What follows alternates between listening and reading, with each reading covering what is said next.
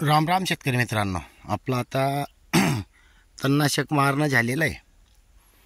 आता तणनाशकचा जो पंप होता ते कसं व्यवस्थित धुवायचं आहे हे पाहणं सर्वात महत्त्वाचं असतं. ज्या शेतकऱ्यांनी कधी शेती केली नसेल किंवा ज्यांच्याकडे जास्त पैसा आहे ते म्हणतात की पंप नवीन बदलत घ्या. शेतकरी मित्रांनो, अगोदरच खर्च वाढतोय, त्यात आपण अजून सांगतात तणनाशकचा नवीन पंप घ्या. म्हणजे कुठं खर्च करायचा आणि का म्हणून वेस्टेड पैसे ठेवायला जागा, वागायला प्रॉब्लेम. शेतकरी मित्रांनो, आपण कधी थोडी काळजी घेतली, फवारणी झाल्या आता फवारणी झालीच आपली, तेव्हा आपण दुसऱ्याच्या शेतातून माती आणलेली आहे काळी, ते एका बॅकेटमध्ये समजा आपण आपल्याकडे हे मी तयार करून घेतो, मग दाखवतो. बघा, आता बॅकेटमध्ये आपण पूर्ण माती टाकून दिलेली आहे आणि ते जे आपण गाळणी घेतलेली होती त्या गाळणीमध्येच टाकायचं आहे, कारण जेणेकरून ती गाळणी ही धुतली जाणार आहे. अगोदर साध्या पाण्यानं इथं धुवून घ्यायचं आहे, त्याच्यानंतर असं पाणी घेऊन, आणि पंपावरही पडलेलं असतं, त्याच्यामुळे सर्व काही आपण व्यवस्थित करून घेणे महत्त्वाचे असतं. शेतकरी मित्रांनो, आपण जे पाणी धुण्यासाठी घेतो ते मात्र स्वच्छ पाहिजे, ते वेगळ्या पद्धतीचे म्हणजे वेगळंच पाहिजे, ते महत्त्वाचं आहे बरं का.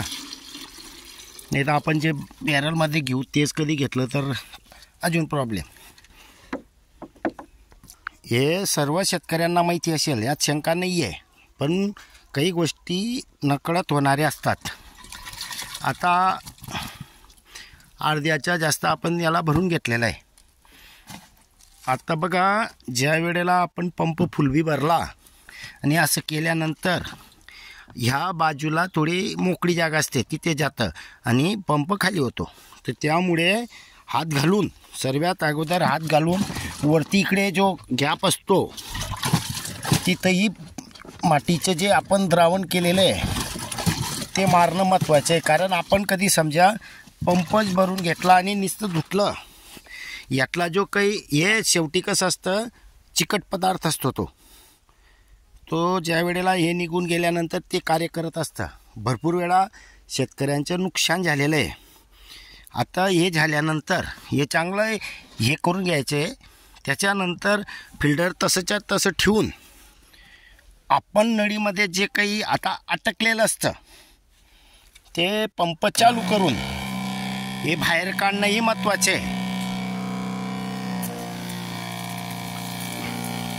बघा, आता अगोदर किती घाण निघत होती, हे थोडं जास्त टाईम चालू द्यायचं आहे, जेणेकरून पूर्ण बॅटरीमध्ये म्हणजे आपला जो पंप येतो त्यामध्ये जे काही अटकलं असेल तेही निघेल.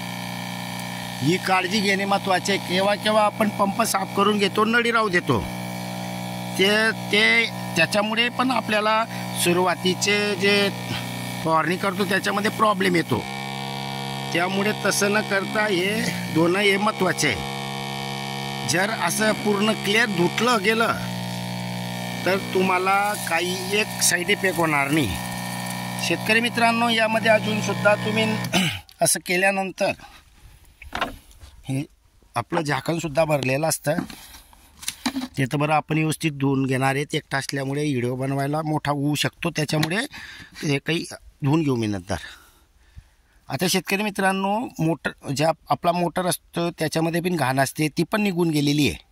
आणि गाळणी आणि माती टाकताना गाळणी पण टाका, म्हणजे जेणेकरून आपल्या फिल्टरमध्येही घाण अटकणार नाही. इथे फिल्टर असतं, इथे तरी बी समजा हे असं आलेलं असतं जास्त, ते घाण किंवा खडागिळा काही गेला तर आपला पंप खराब होऊन अजून पाणी फेकणार नाही, अजून पंप बदलावं लागेल.